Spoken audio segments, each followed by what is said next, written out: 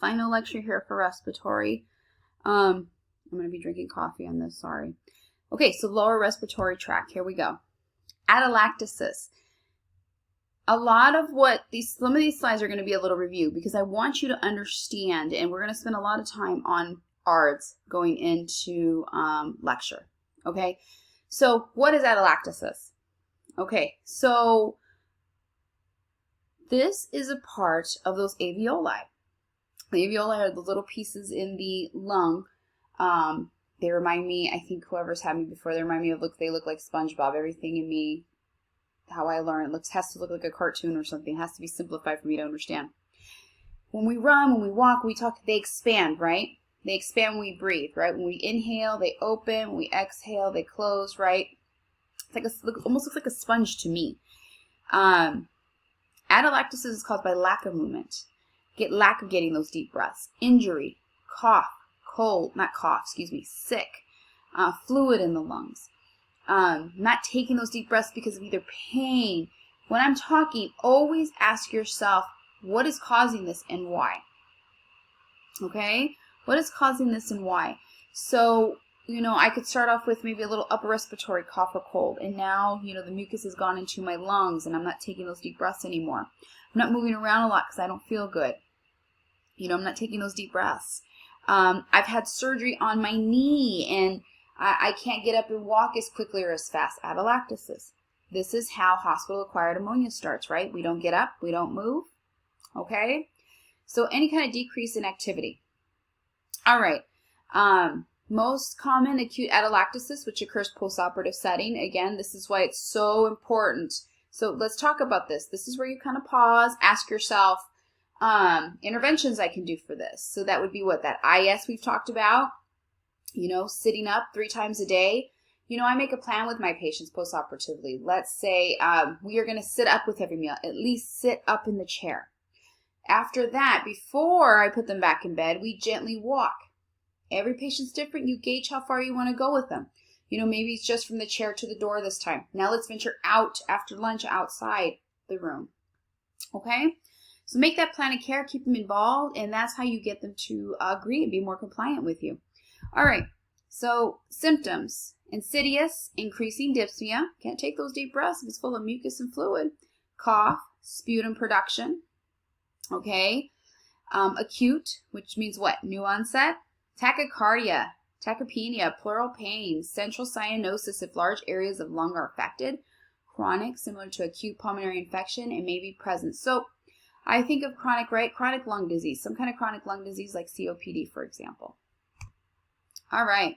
So assessment and diagnosis, characterized by increased work of breathing, hypoxemia. Okay, so what would you see? Stop here, take a pause. How would your patient look?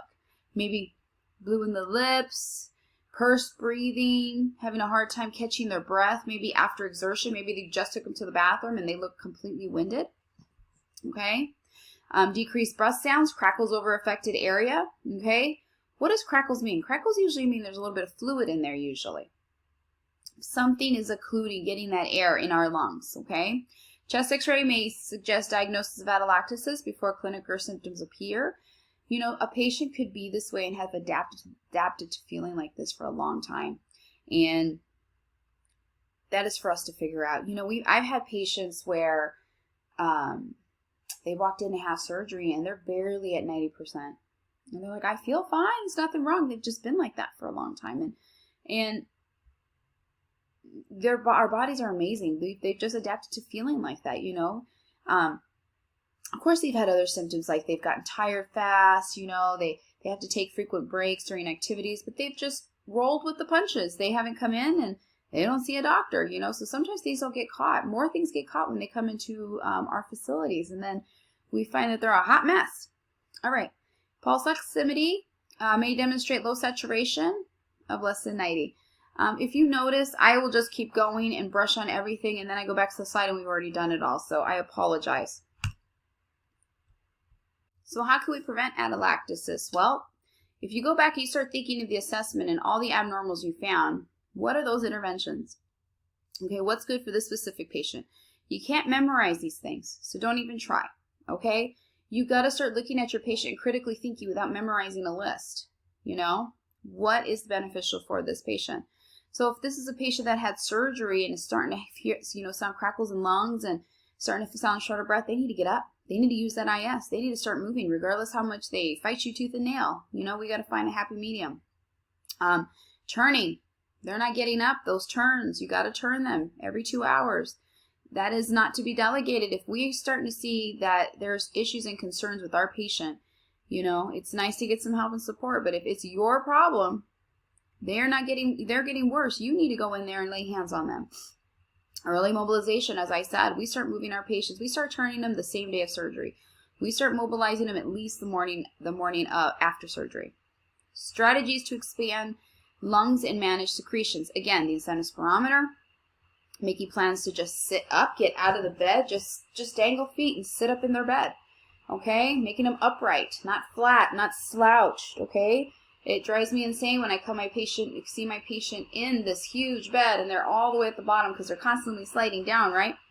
You be the nurse to take the time to what? Pick them back up, scoop them up in the bed. Okay, voluntary deep breathing. Show them the importance of those deep breaths throughout.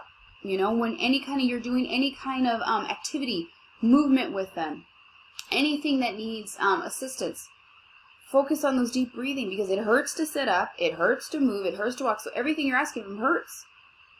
You me, nurse. Make them breathe through it, nice and slow. In through their nose, out through the mouth.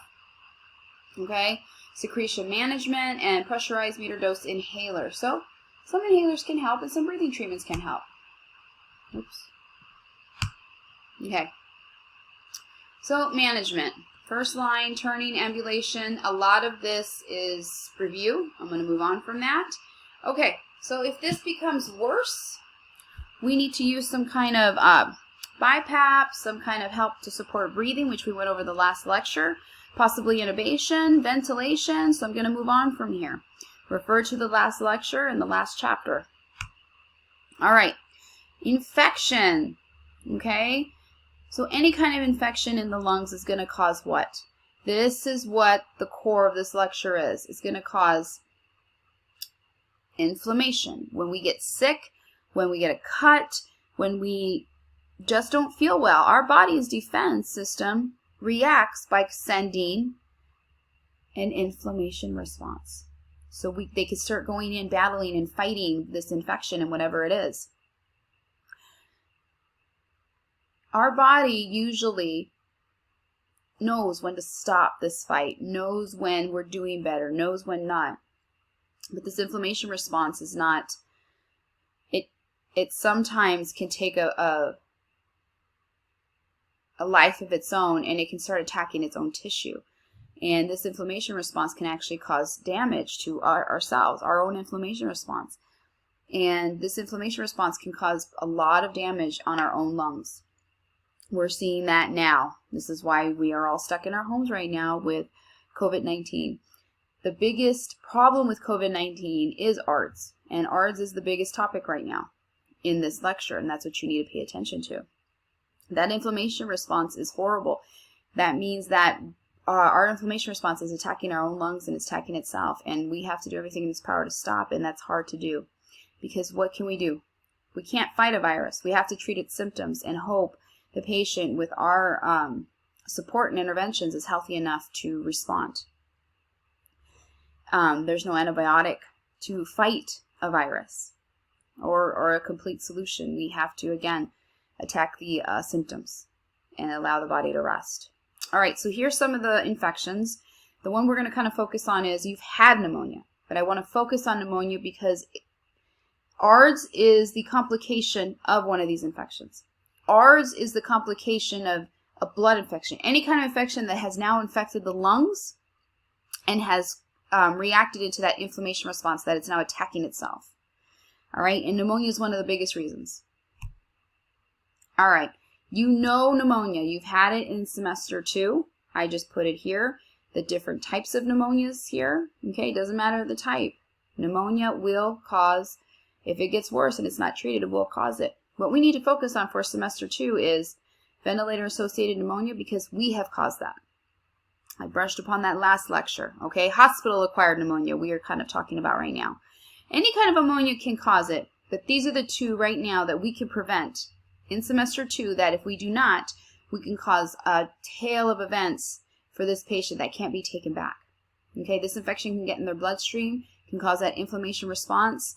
All the fluid in the lungs, mucus in the lungs are causing this inflammation response that has now caused ARDS. All right, so risk factors. Heart failure, diabetes, alcoholism, COPD, AIDS, influenza. Okay, yes, those are the basic signs and symptoms, but again, what are we going to focus on here? We're going to focus that our patient is on a vent, that they need to be, again, what? Oral hygiene is important. Removing that ventilator as fast as we can is important. Proper suctioning, constant monitoring. Okay, again, depends on type. Okay, other respiratory tract infection, headache, low-grade fever, pleural pain, malaise, rash. So the sooner we identify the problem, the quicker we can give the solution. If we do not find the solution, the problem is what? It can cause ARDS. All right, how do we diagnose? These are your basic diagnosis. I'm moving on. This is very review, okay? So just make sure you remember your labs, remember x-rays, remember the blood cultures, remember what you do. All right, so if it is what? Bacterial, we're going to give antibiotics, okay? Supportive, breathing treatments, oxygen, something for the cough, for the patient to sleep, okay? And again, if it's viral, it is not... bacteria infections do not respond. All right, assessment. These are your assessments. So again, if we can keep the pneumonia kind of under control and start treating it, we're going to prevent any complications. So finding it early. Here's your sign and symptoms. You're going to be treating those symptoms. I'm moving on. Okay, here's your diagnosis. Again, how you study. Take each one of these. Make a little care plan. How would a patient look with ineffective airway clearance? So my assessment would be what? Okay, short of breath, tachypnea. My vitals would be what? My blood pressure would probably be a little high. My heart rate would probably be a little high. My oxygen a little low. Fluid volume deficit, okay? Swollen, not swollen. Go through each one. Priority intervention. All right, collaborative problems. Continuing symptoms of initiation of therapy, sepsis or septic shock. That's what I stated earlier. The infection can get into your bloodstream. We have shock in a few weeks. We'll get into that, but this is a systemic problem now. How do you handle a localized infection now versus a systemic problem? The patient now is less likely to survive if it's now systemic, depending on if they have any comorbidities or not. I don't have any comorbidities. I am healthy. I have a better chance of surviving than somebody older, who this usually happens to, who has diabetes, heart failure, all kinds of different types of comorbidities. Respiratory failure. Respiratory failure is huge here. Usually it's respiratory failure and then to ARDS, okay? So respiratory failure is just what it sounds like. Something has caused this. It could be COPD. It could be the pneumonia. It could be any kind of cause of an environmental issue, atelectasis, pleural effusion, and delirium. So understand, these are the problems. As they get worse, these are the complications now. That means now it's a systemic problem. How is it affecting GI? How is it affecting neuro? How is it affecting circulatory? How is swelling? How is perfusion? How is blood pressure? Okay, it is affecting everything now. Start going down these and realizing you have to treat the symptom. You have to find the cause. Then you can prevent ARDS. You have to find the cause. It is not a disease process by itself. It's a complication. So some of the interventions for respiratory failure and ARDS, oxygen with humidification to loosen secretions, face cannula. So again, we can start least invasive, we'd start with cannula, but as this patient's getting progressively worse with pneumonia, respiratory failure, whatever the case may be, we have to start looking at probably further interventions as a face mask, as CPAP, as mechanical ventilation. So you have to start considering these things. Coughing techniques, making sure they're sitting upright, okay? Make sure we put that pillow to their chest. Different things like that. Nebulizer breathing treatments to loosen some of that phlegm and congestion, and hopefully of preventing the patient from getting any worse and acquiring ARDS or respiratory failure. Physiotherapy, as shown in the last chapter.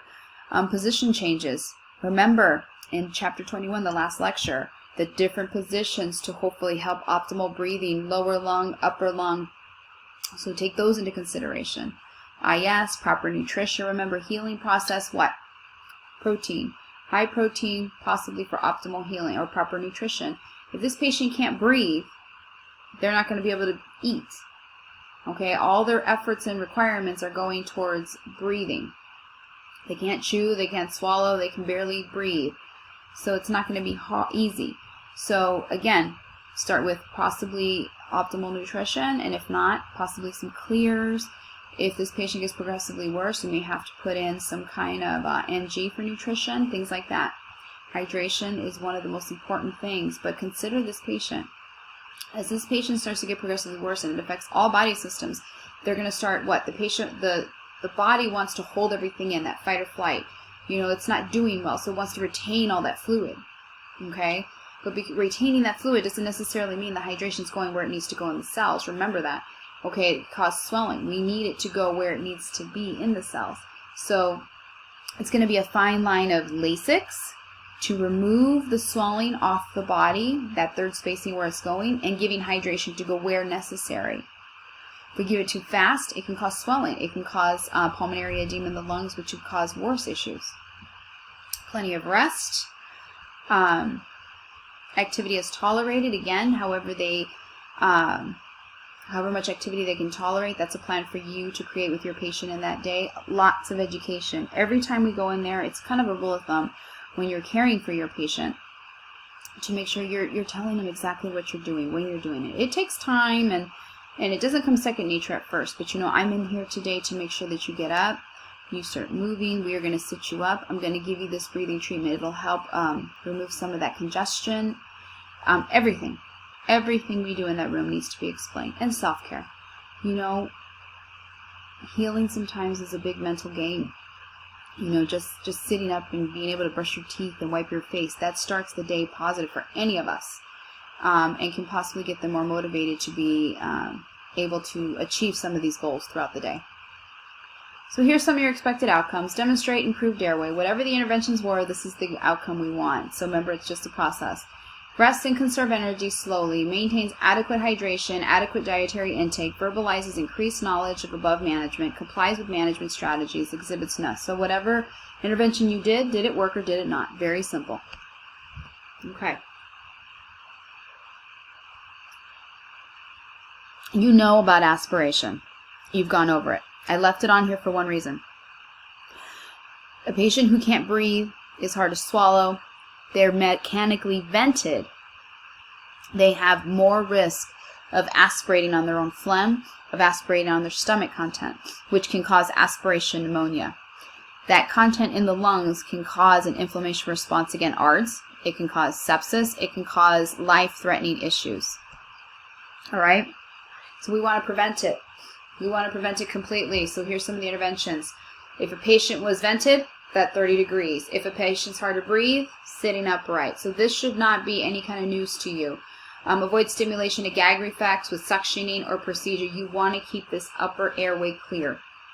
If they're vented, a lot of suctioning. If they're having a hard time breathing, swallowing, suction. Checks for placement before tube feeds.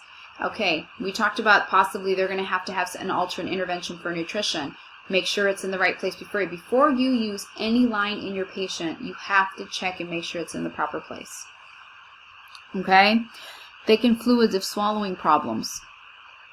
Okay, pleural conditions. Disorders that involve the membranes covering the lungs. All these chronic lung conditions can lead to more complications such as respiratory failure and ARDS. This is why these are on here. If we can prevent these issues, we can prevent life-threatening ARDS. All right. Disorders affecting pleural space, pleural-C, pleural effusion. So this is what? Fluid in the lungs. Something in the lungs that shouldn't belong there. That was that fluid overload we talked about, giving too much fluid, a lack of movement, lack of circulation, heart failure. What are the causes? You have to start thinking, what would cause pleural-C in the lungs? All right. Inflammation of both layers. Okay, there's that inflammation starting, okay? It's fighting whatever infection it thinks we have. That friction rub can be heard in a stethoscope. Diagnostic tests may include chest x-rays, sputum, treat underlying cause, provide analgesia, teaching of splint and rib cage when coughing. All right, that fluid buildup. These are some of the causes, some of the signs and symptoms: decrease of absent breath sounds, decrease of fremitus. I wish you guys could hear fremitus and feel it. May have a tracheal deviation away from the side, chest x-ray, CT, okay, thoracentesis to treat underlying cause. Thoracentesis, remember, is that procedure to remove that fluid that is in the improper place so that lung can re-expand. Think of some of the interventions such as a chest tube to help allow that lung to re-expand. Let me go back real quick. So consider here some of the causes. If we fracture a rib, if we fracture something, that can puncture and compress the lung, which means what? We're not going to have optimal breathing, optimal perfusion. That pain can be so severe. One of the biggest interventions for some kind of rib or lung injury is pain medication. Okay, that'll decrease breathing, yes it will, but we have to remember it is a painful procedure, and for a patient to relax, to be able to take in optimal breathing, they have to have pain control. So it's a fine line of monitoring with that. All right. Empedema, accumulation of thick, prurient fluid in pleural spaces. So somebody with pneumonia, a long-time smoker, long-time chronic disease. Remember, phlegm is created to kind of protect the lungs, but again, it's kind of working against it. Complications of bacterial pneumonia, lung abscess, acutely ill, has signs and symptoms similar. I'm giving you these to understand these are some of the causes of our big lung issues here. And ARDS, the big ARDS that we've been talking about. So risk factors for ARDS, refer to chapter 23.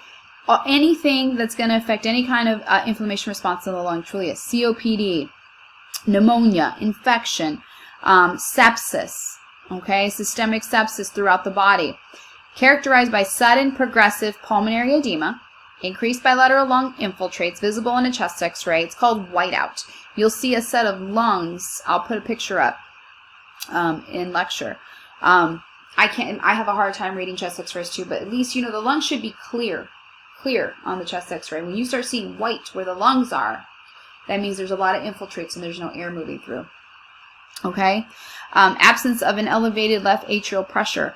Rapid onset of severe dyspnea, shortness of breath, hypoxemia that does not respond to supplemental oxygen. This patient's going bad and they're going bad fast. This is very, very life-threatening. This patient's in ICU. This patient's either on the verge of being intubated or going to be intubated. Here's the patho. So there's the lung injury, whatever this disease process is. There's the inflammation response that I keep talking about.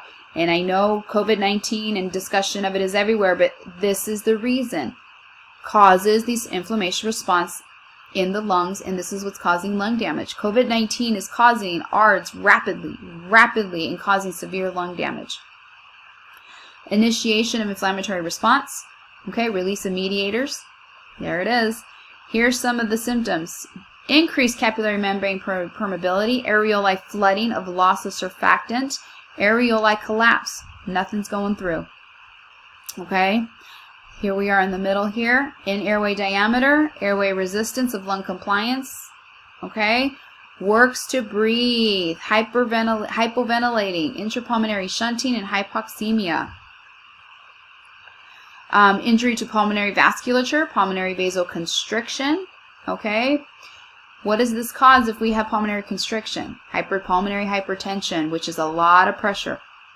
And it's pressure on the poor patient, and they will eventually have severe shortness of breath. And they will be in distress, and we'll have to intubate them. Areoli dead space, cardiac output decreases. So what does that mean? Decrease in circulation. Here's the management. We have to find and treat the cause, as I stated earlier. I gave you a lot of causes in here just for review, okay? But we have to find it. So us as nurses, how are we going to find it? We need to know what to assess. So we're going to assess vital signs constantly for any worsening progression. Oxygen, labs. Labs say a lot. Let's get those white blood cells. Let's see that inflammation response. Let's get some blood cultures. They take a few days to come back, but they may give us an answer. Let's get that chest x-ray. Let's get those ABGs going. Let's get all that data and evidence to figure out what's going on with this patient. Hypovolemia treated, okay, so that they have proper circulation. Prone position. Please remember this. It's very important. Prone positioning is one of the biggest interventions when it comes to ARDS. You'll see this in the ICU setting. the patient in ICU, so consider a patient in ICU if nobody's seen it. They have cords coming out of everywhere. They're probably intubated. They're on a monitor with heart monitors, pulse ox. They probably have an arterial line, an IV, possibly a line in the groin. Lines coming out everywhere, a catheter. And we need to turn this patient and flip them on their belly, okay? And lay them prone to make sure. So how do we do that? How do we do it without dislodging their ET tube, losing our NG tube, our feeding tube? It takes a lot of support and a lot of help. When we do this in an ICU setting, this patient is never left alone. It is very, very, very, we have to closely monitor to make sure all lines are in proper place. Okay, but it's best for oxygenation. You'll actually see improvement in your patient. There is a very good response with this, so please understand that. Frequent repositioning, skin integrity, nutritional support. So when somebody is in ARDS, it's affecting all body systems and they're failing. Okay? So now how is this going to affect GI?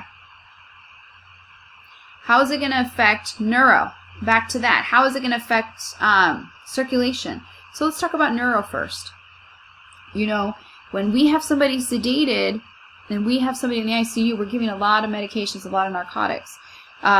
When we are in a system of our organs shutting down, the body reserves all blood supply and all reserves to the main organ systems to keep them alive, which is what? The lungs, the brain, and the heart. So there's not a lot of perfusion going to the GI. There's not a lot of perfusion going to our limbs.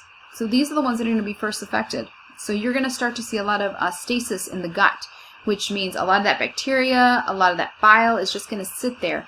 That can cause an obstruction, that can cause an ileus, that can cause many issues. So we want to be able to get an NG down, get those bowels moving with a small amount of nutrition.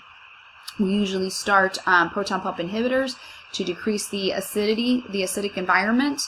Possible nutrition to make sure that high protein to promote healing. We want to make sure they're getting proper hydration. Okay? We want to make sure that we are checking complete, blood, white blood cells, hydration to make sure electrolytes, to make sure that we don't affect the patient in that way. We are constantly checking perfusion, capillary refill. Remember, that's the legs and the arms get the less blood supply when the patient is in this kind of failure.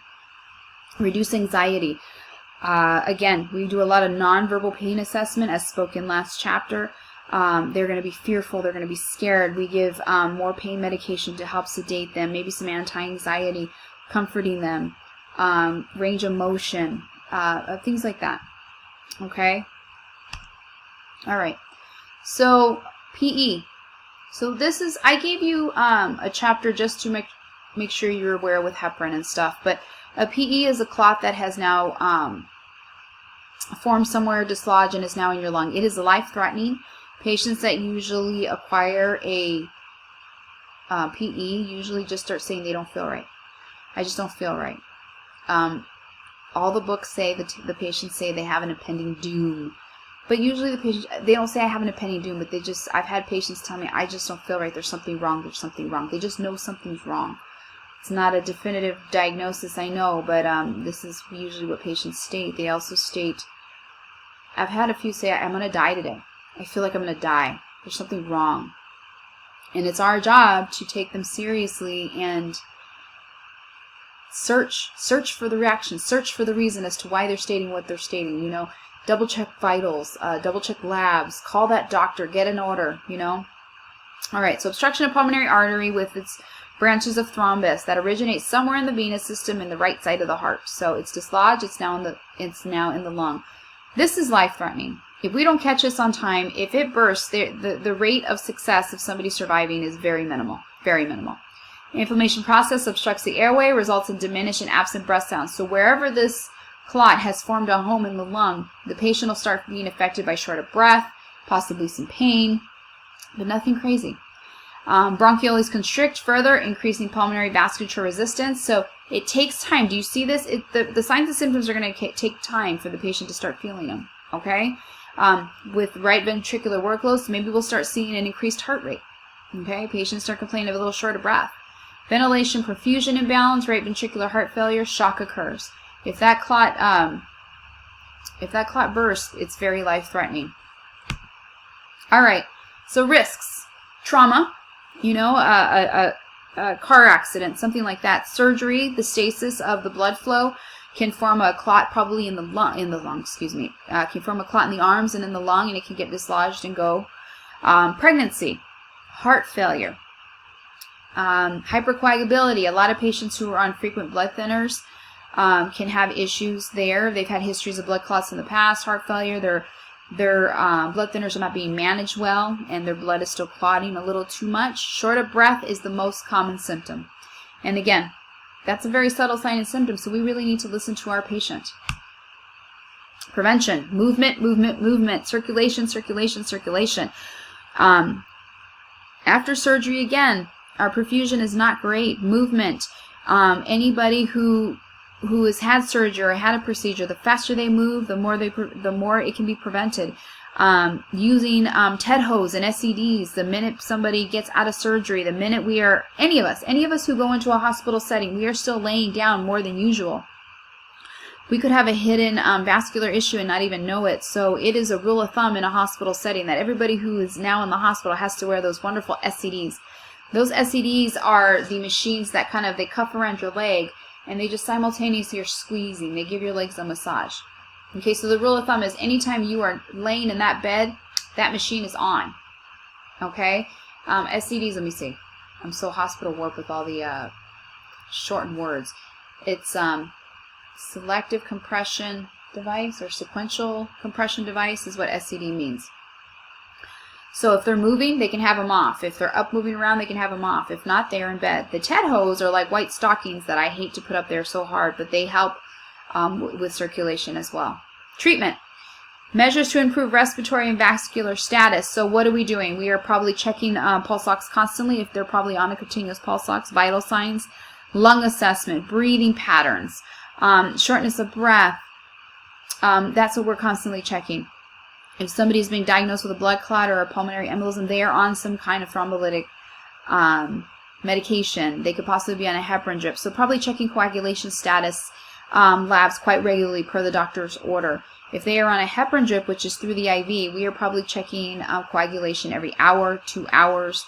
This is by doctor's order, and it'll be made sure that they tell us what kind of thrombolytic level they want them at, and that's our job to keep it there.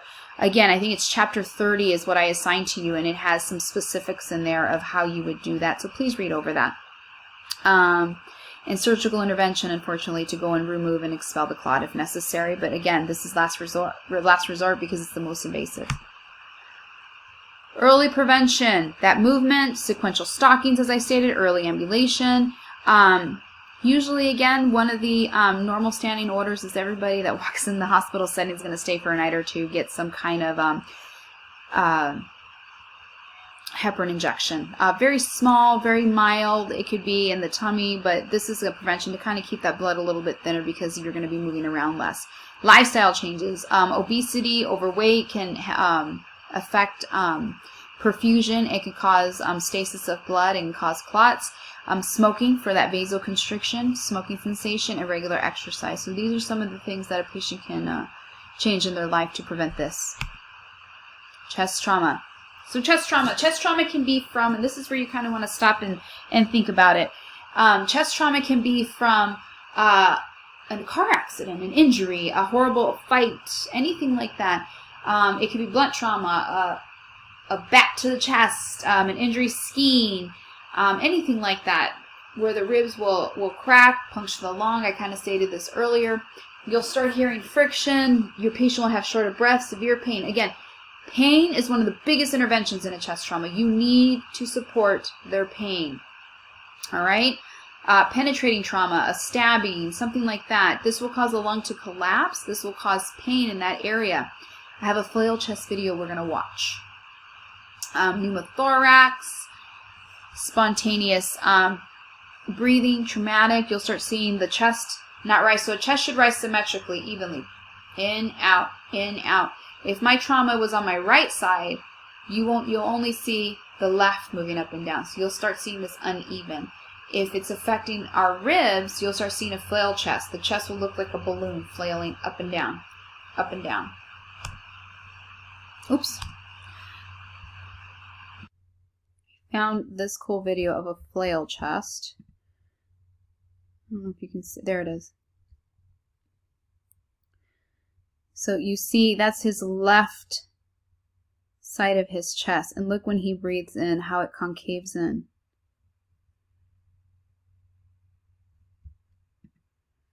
So here's a little bit of a closer look. So consider the panic on this patient. Consider how it feels not to be able to get a good deep breath in. Okay? So consider to yourself as well, what would be the best treatment for this? Treatment for this would be a chest tube. A chest tube. And I know you learned about those in second semester. So the doctor would place a chest tube in there to relieve some of that pressure and allow for healing to occur and allow for that lung to re-expand. Our role with the chest tube is to continuously monitor it to make sure that it is correct. It is on the floor. There's a whole chest tube review that I laid out for you in Course Point Plus. We don't put them in, but we need to monitor them. If it is by an injury they have a chest tube, we need to make sure that the pressure is okay to allow the air to expel. If it's by fluid injury, we want to make sure that the fluid is coming out. So we need to know as nurses why our patient has a chest tube to make sure, the chest tube is doing what it's doing. Make sure that we don't move it.